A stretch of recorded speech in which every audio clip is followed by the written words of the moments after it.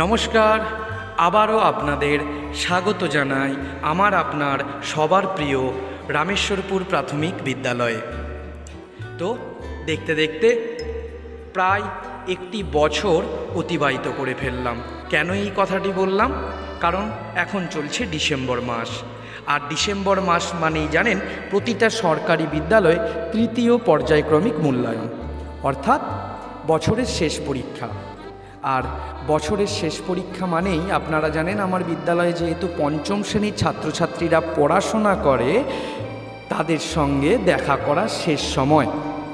তো আরও একটা কথা মনে করিয়ে দিই, আপনারা যারা আমাদের বিদ্যালয়ের ভিডিও দেখেন তারা জানেন আমাদের বিদ্যালয়ের বৈচিত্র্যই হলো প্রতিটা মাসে নতুন নতুন ধরনের খাবার আমার ছাত্রছাত্রীদের মুখে তুলে দেওয়া।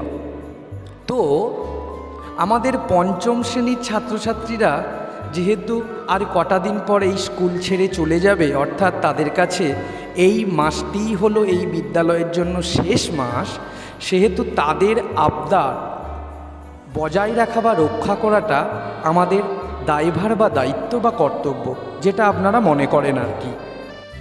তো এমতো অবস্থায় আমার বিদ্যালয়ের পঞ্চম শ্রেণীর ছাত্রছাত্রীদের শেষ আবদার ছিল, স্যার আমরা একটু নান খাবো যাওয়ার আগে। তো আপনারা জানেন যে আমার বিদ্যালয়ে যেহেতু প্রতি মাসেই আলাদা আলাদা মেনু করা হয়, তাই এইবারে আমার প্রাণপ্রিয় ছাত্রছাত্রীদের শেষ ইচ্ছা বলতে পারেন বা তাদের শেষ আবদার বলতে পারেন, সেটা রাখার দায়ভার এবং পালন করা আমাদের দায়ভার এবং কর্তব্য।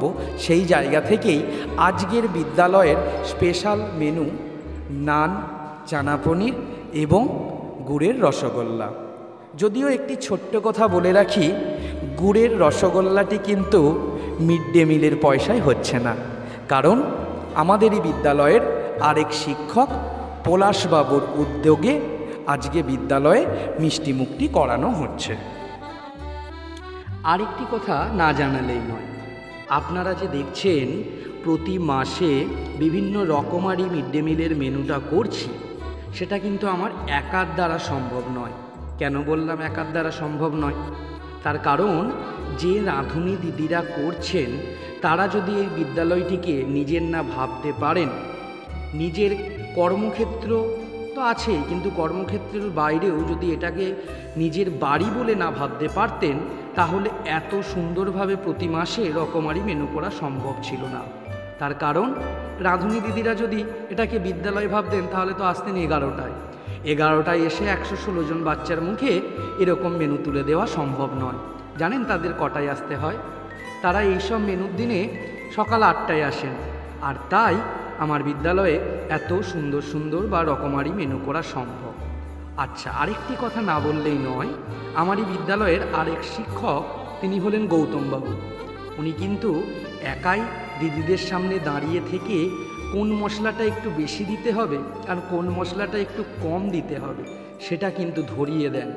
তা না হলে এটা ছবিতে দেখাই থাকতো, মুখে খাবারটা তোলা যেত না। ওনার মতো শিক্ষক পেয়েছি বলেই হয়তো প্রতিটি এই রকম স্পেশাল মেনুর রান্নার টেস্টই একটা বিয়েবাড়ির মতো, বা বলতে পারেন একটা খুব সুন্দর রেস্টুরেন্টের মতো। তো আমার তরফ থেকে সবাইকে অসংখ্য ধন্যবাদ যে তারা তাদের বিদ্যালয়কে শুধুমাত্র কর্মক্ষেত্র বা টাকা উপার্জনের জায়গা না ভেবেও তারা এটিকে তাদের ভালোবাসার জায়গায় পরিবর্তন করে ফেলেছে।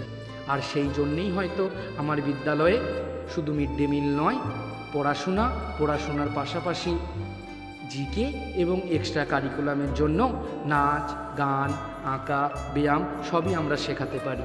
এবং আপনারা তো প্রত্যেকেই জানেন স্মার্ট ক্লাসরুমও রয়েছে, যাতে আমরা ইংলিশ মিডিয়ামের সঙ্গে টেক্কা দিতে পারি। তো আপনারা প্রত্যেকেই এই বিদ্যালয়ের পাশে থাকুন এবং আপনাদের মতামত জানান।